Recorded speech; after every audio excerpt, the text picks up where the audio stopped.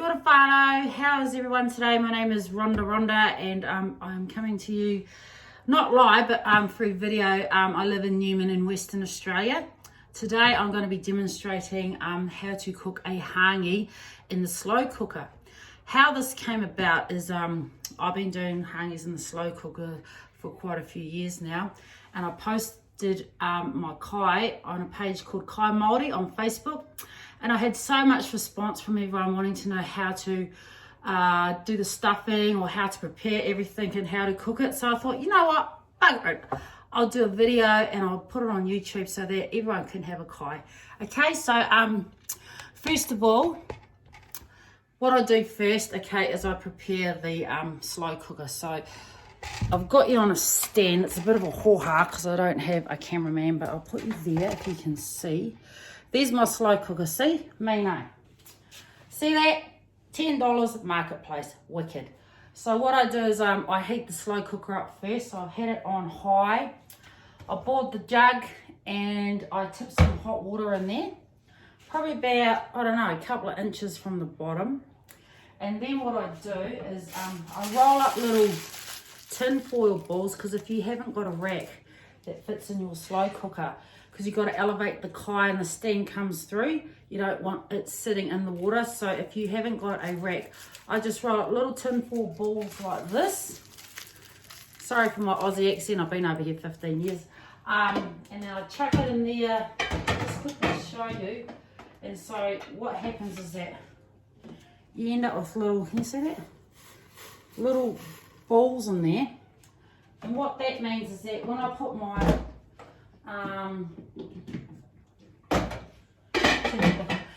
my parcel of kai on top, it's going to sit on top of the balls and not be sitting in the water, so it doesn't get all soggy. So yep, so there we go. We've prepped our cooker. The next thing we're going to do is I'm going to get the meat. So me being Māori, I love my fatty food. So I've got I have chicken thighs, I got some mutton chops, and my favourite pork strips with heaps of fat. So I've got, it's just me, so I'm going to cook me some. So I have a kai today, and the rest I can fry up and take for my smoko, because I'll be going back to work on Friday, or I can, you know, just give it away to whoever else wants a kai. So that's my meat.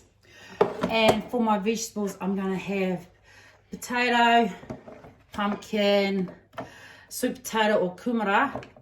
And you know, back when you was when you was a kid and you had to go to the marae and you had to peel the spuds and peel the pumpkin. Well, now you don't have to do that, because it is more healthier to have the skins on and more healthier to eat the whole thing with the skins. So I just wash them whānau and leave the skins on everything, and then just eat it like that. It's absolutely delicious. So those are my vegetables. And last but not least is our stuffing. So in here, I'll do the stuffing first. This is my mum's recipe, so yeah, hopefully she does. No, she won't mind me sharing it with all the whānau. So what happens is I've broken up some bread here. I like heaps of stuffing. So I think there might be about half a loaf of white bread there, okay? Then, because I'm old school, I never measure. The mixed herbs, and I'll just chuck a little bit and say, not too much, because if you put too much in there, it tastes yuck, you know. It's better not enough mixed herbs and too much. So I'd say put in about that much. How much was that? 2 tablespoons or 3, just so that you just see the colour of the mixed herbs. You know, you don't see heaps of it, because yeah, it just tastes too yuck. So anyway, we'll just wing it. We just got that there, okay. Then in my fry pan over here, I fried up some chopped up brown onion and garlic with heaps of butter. And because mum, back in the day, mum was poor, you know, mum and dad, the shearers. And so to make the dollar stretch, I think there's about like 1/4 pound of butter, and then I just fried it all up. She's put some water in there too, just to make it stretch. So we'll just chuck a bit of warm or hot water if you got it, just out of the tap. Chuck it in there. I'll just put about, I don't know, half a cup. So there it is there. Chuck it in with your bread. Another good hint too is, you know, if you got half loaves of bread, kids don't like the crust, whatever, just chuck it all in one bag and have it as your stuffing bag. So whenever you got old bread or whatever, don't chuck it in the stuffing bag in the freezer, and then you got, you know, what is it, old bread to make stuffing, because new bread's not that good. You got to have stale bread.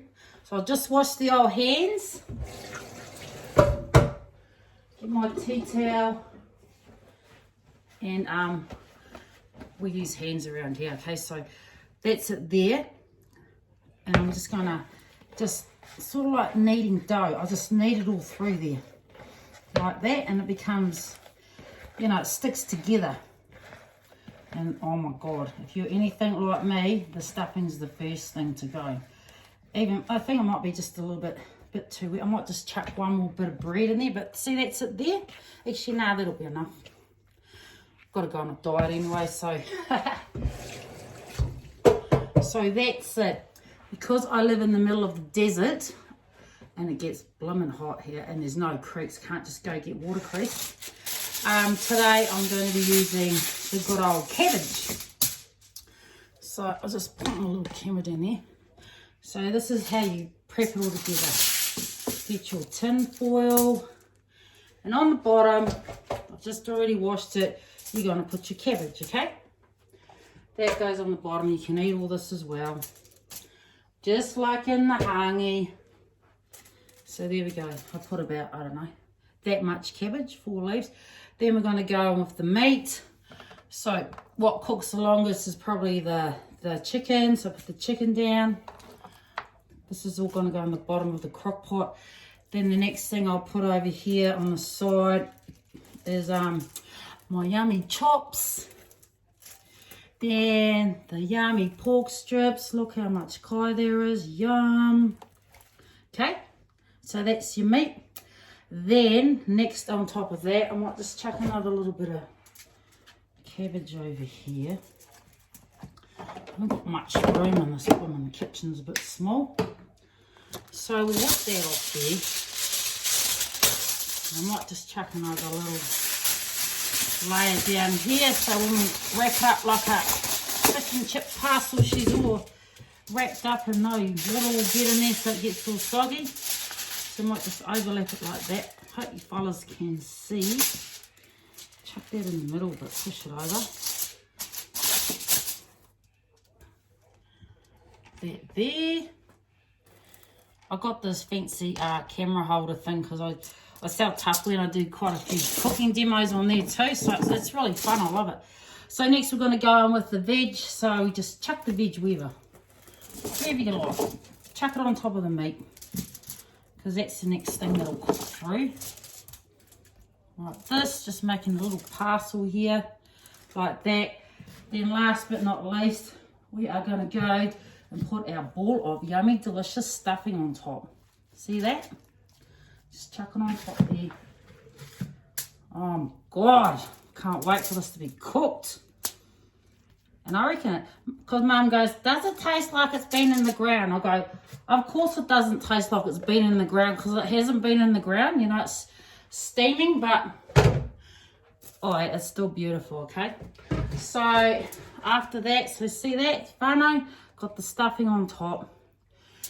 Then the next thing, we put another cabbage leaves. If you've got watercress, all good. But as I say, I live in the middle of the desert, no watercress in the desert, so chuck some more cabbage leaves on top, and hopefully I haven't made it too big so it doesn't fit in the crock pot. Wash the hands again, and this is where we're going to wrap it up like a nappy,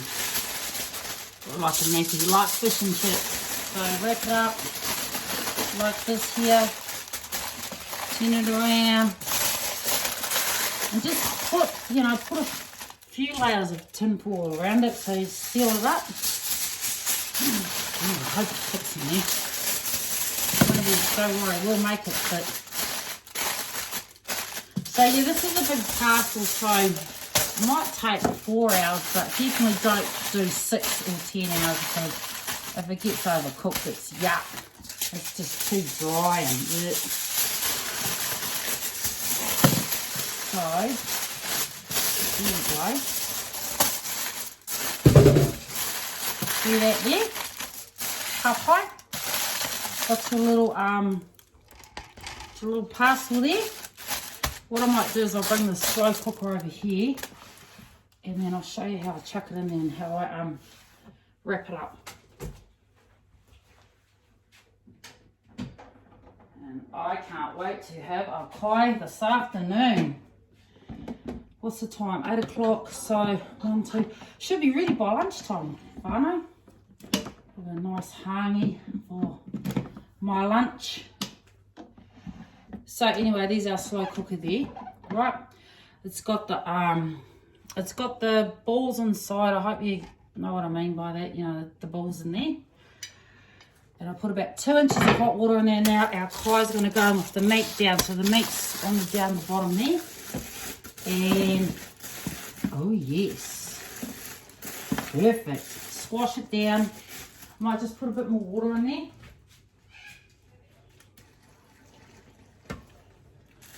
You know, it's just winging it. Going by what's inside the heart there. Think, oh yeah, that looks all right there. So we have just, when I'm blooming, what's her name? Marion Gresby, but Marion Gresby, I'm going to have my own cameraman. So that's it there, okay? And the next step we're going to do is I'm going to seal it. Chuck some tin foil on top and